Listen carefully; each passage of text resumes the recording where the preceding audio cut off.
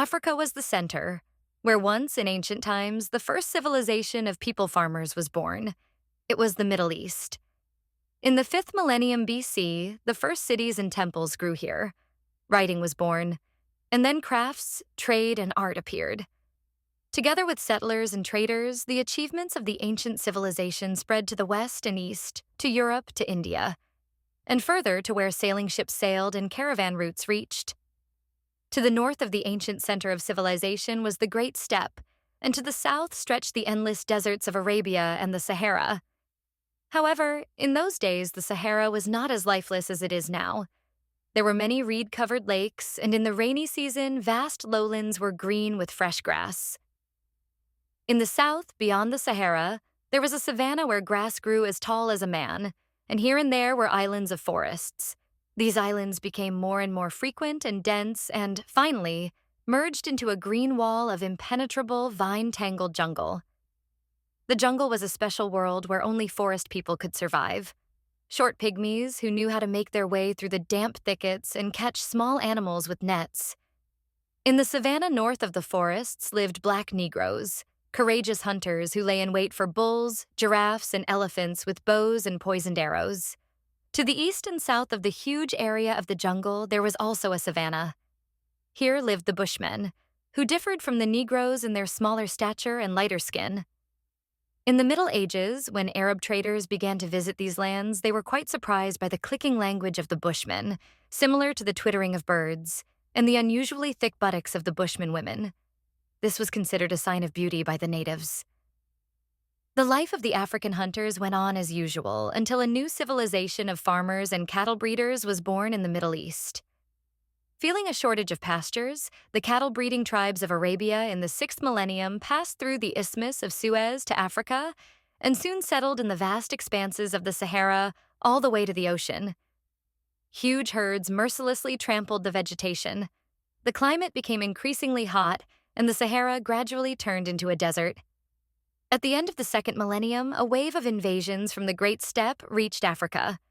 The Sea Peoples, having taken possession of the Balkans, moved from chariots to ships and landed on the shores of Libya. Here they again mounted large chariots drawn by 4 horses and rushed into the interior of the continent. These tribes of chariot warriors were called Garamantes. They conquered the shepherds of the Sahara and gave rise to a new people, the Berbers, who still inhabit the Great Desert.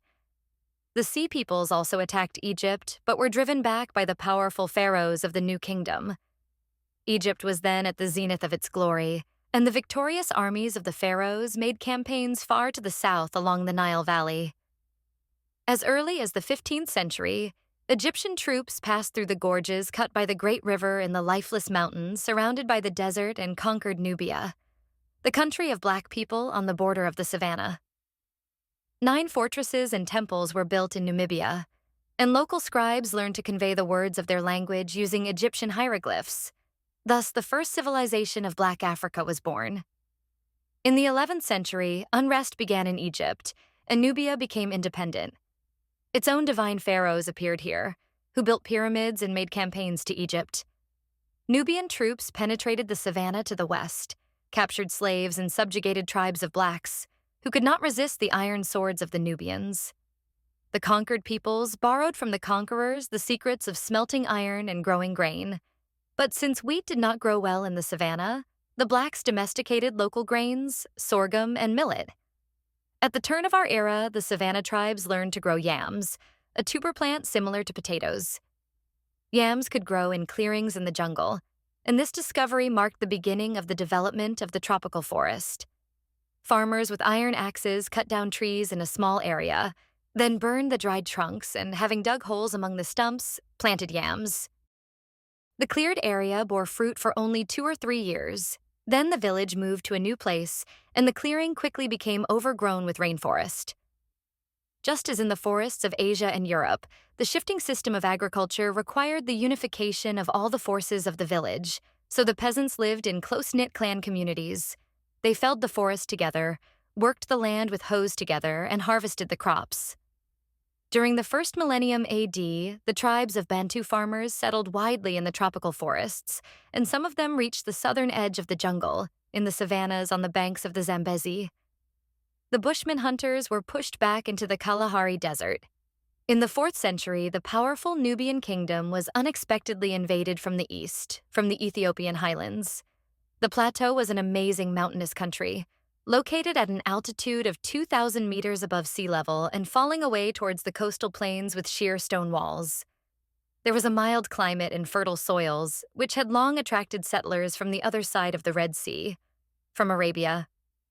The settlers who arrived in the 1st century AD founded the city of Aksum on the plateau and brought with them the culture of the East, writing, the art of building dams and stone buildings. Not far from Aksum was the port of Adulis, where the ships of the Alexandrian Greeks stopped on their way to India. Ethiopian merchants participated in maritime trade, selling ivory, incense, slaves to the Greeks, and sailed with them to India. In 330, the Aksumite king Ezana heard from merchants that the Roman Emperor Constantine had converted to Christianity and decided to follow the example of his powerful neighbor. Ezana created a strong army, made many campaigns, and, by the power of the god Christ, conquered Nubia. According to legend, some of the Nubians retreated across the savannah to the west, where they subjugated the locals and founded new city-states. Aksum remained a powerful state until the 7th century, when the wave of the Arab invasion flooded all of North Africa and reached the borders of Nubia. Ethiopia was cut off from the rest of the Christian world and had to fight alone against numerous Muslim peoples. The port of Adulis was destroyed. The Ethiopians were driven back from the sea and retreated to the highlands. Communication with the outside world was interrupted. A time of decline came, when many crafts were forgotten, including the art of constructing stone buildings. Foreigners surrounded the plateau from all sides and tried more than once to take possession of this huge natural fortress. But Ethiopia stood firm and preserved its independence and its faith. The churches of Lalibela, hewn from a solid rock by thousands of nameless builders, became a symbol of the inflexibility and greatness of the Christian spirit. An amazing architectural monument created in the 13th century, during the most difficult time of the struggle with enemies. The church protected the heritage of the ancient culture. Ancient holy books were kept and copied in churches and monasteries, and among them were some that were lost in the big world and survived only in Ethiopia.